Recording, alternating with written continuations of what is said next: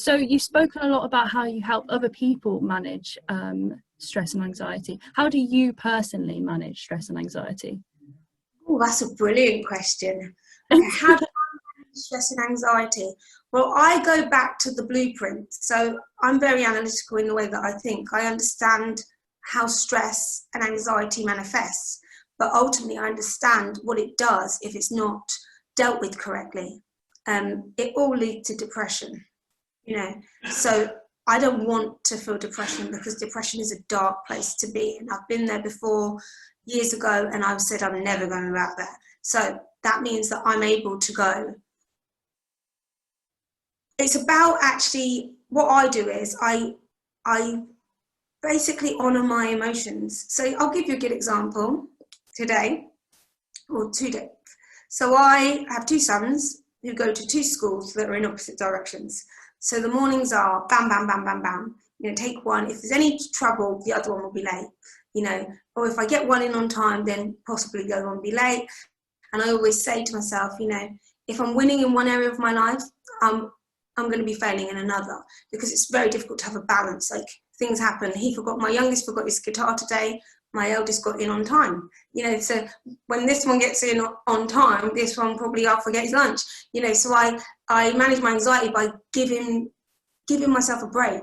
Like, I'm very kind to myself. I say stuff like, oh, if you don't worry, you know, it's not the end of the world, is it? You know, you're a good mum. You've only been a mum for 8 years. You know, you can't have it all stitched up. And I'm constantly saying things to myself that's really nice. Like, I put the wrong bins out the other day, and our bins only come every 2 weeks, and you have to alternate them, and it's really annoying. And I can never remember which bin went out the week before. So anyway, I feel happy that the bins are out, but then as I'm driving away from the house, I realise everyone else has the other bin. And I was like, I took a deep breath and just went, wow, it's going to have to stay at home for an extra week.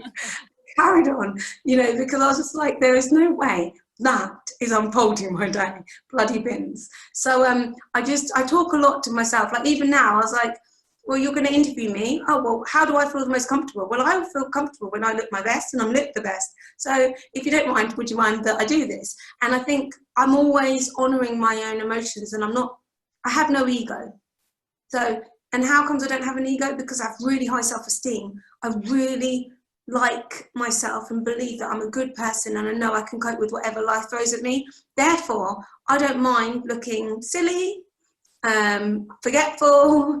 I don't mind what people think of me, because I know what I think of me. So if you're thinking, oh my God, this one is taking forever, I know that's because you've got your own deadlines and you weren't expecting me to be like that. But I'm never going to be like, oh, why can't, because there was years when I used to say to myself a lot, why can't you be like everybody else? Why does it take you so long? Why? And I used to just keep saying, wishing I was someone else. And I realized that keep wanting to be somebody else is never going to make you happy. You have to just accept you are who you are, give yourself the benefit of the doubt, treat people with kindness, and every day just feed positivity. So if I'm stressed, I go, oh, I'm stressed. Why am I stressed? Oh, because I didn't want my son to go to school without a guitar, or I didn't want him to be the one without a guitar.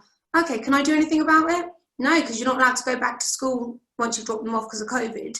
So there's nothing I could do. Okay, well, move on. There's nothing I could do. And then also when my son comes home, I'm going to say, I'm so sorry. Mummy forgot your guitar this morning.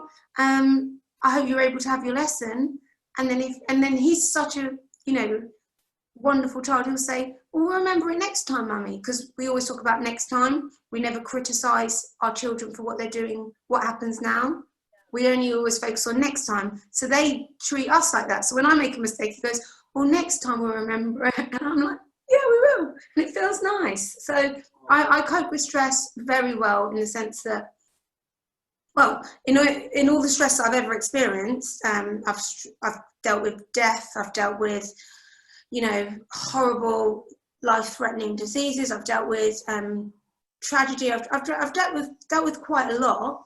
And every time I go back to the same place, I go, what do I have control over? My emotions, that's it. And then I just go back to regulating my emotions and putting in place coping mechanisms so that I can deal with it, and giving myself times like, I'm going back to bed today. Around the George Floyd situation, like week 7 of lockdown, I after about 5 days of it, I just went, I need to go and take myself to bed, because I feel like I need to recover from this emotional blow. So I just went back to bed and said, I'm going back to bed. And I stayed in bed for the day, spent a lot of time like just healing myself, and then came back out and was like, right, let's do this. It's another day, you know? So it's just about knowing what you need.